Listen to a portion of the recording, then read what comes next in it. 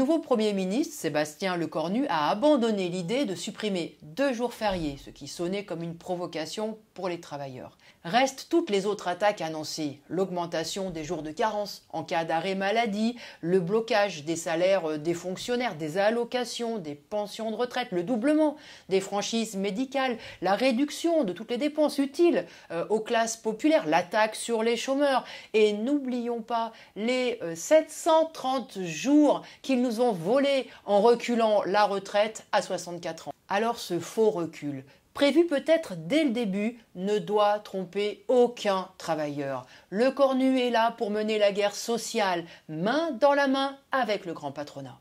Cela n'est pas dû au fait qu'il soit un proche de Macron, c'est la crise profonde du capitalisme qui veut ça. Tandis que les profits s'envolent pour les capitalistes, des secteurs entiers de l'économie s'enfoncent dans le marasme. La guerre commerciale fait rage avec l'augmentation des tarifs douaniers. Les caisses de l'État sont vides, mais le futur budget prévoit l'augmentation des dépenses militaires parce que l'état-major prépare la guerre. Alors sur qui vont peser tous ces sacrifices humains et financiers, sur les travailleurs bien sûr, sur les classes populaires, sur le monde du travail, comme toujours. La stratégie de Lecornu est de faire croire à des efforts partagés et il se dit ouvert à faire payer un peu les plus riches. Nul doute que cette taxation serait toute symbolique, vu la fidélité de Macron au monde des plus riches, des financiers et des milliardaires. Mais la simple évocation de cette taxation a exaspéré le grand patronat. Vous avez peut-être entendu le patron du MEDEF, Patrick Martin, expliquer que le grand patronat ne paiera pas 1 euro de plus et menacer le gouvernement d'une grande mobilisation patronale. Eh bien, on peut être sûr que les patrons n'auront pas trop à user leur semelle sur les pavés. Ils seront entendus très vite du côté de Matignon.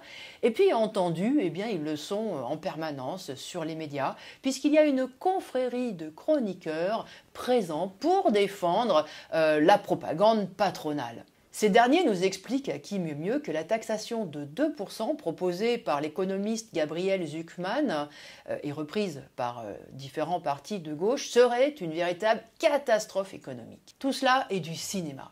Il s'agirait tout simplement de taxer le patrimoine de ceux qui possèdent plus de 100 millions. Vous avez bien entendu, 100 millions. Ils sont à peu près 1800 dans le pays et ils seraient taxés donc à 2%.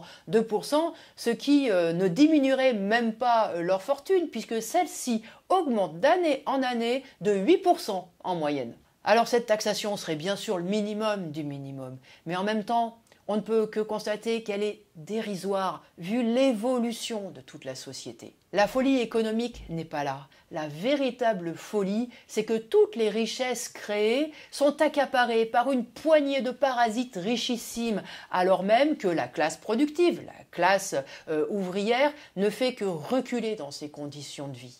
La folie est ce système capitaliste qui provoque crise sur crise et qui nous condamne à cette guerre commerciale destructrice. C'est la loi du marché qui empêche de planifier rationnellement la production. Et puis c'est la course au profit qui empêche les entreprises de fonctionner pour répondre aux besoins humains. Et cette folie est en train de nous entraîner vers une nouvelle guerre mondiale. Alors n'acceptons pas de nous sacrifier pour un système aussi fou et disons-le le 18 septembre en faisant grève et en manifestant. La contestation du 10 septembre a été un premier pas. L'appel des confédérations syndicales pour jeudi prochain nous permet d'en faire un deuxième. Eh bien, faisons-le en nous organisant à la base, en nous rassemblant, en discutant et en décidant ensemble de nos revendications et de nos actions, c'est-à-dire en nous donnant les moyens de diriger nous-mêmes une lutte qui ne fait que commencer.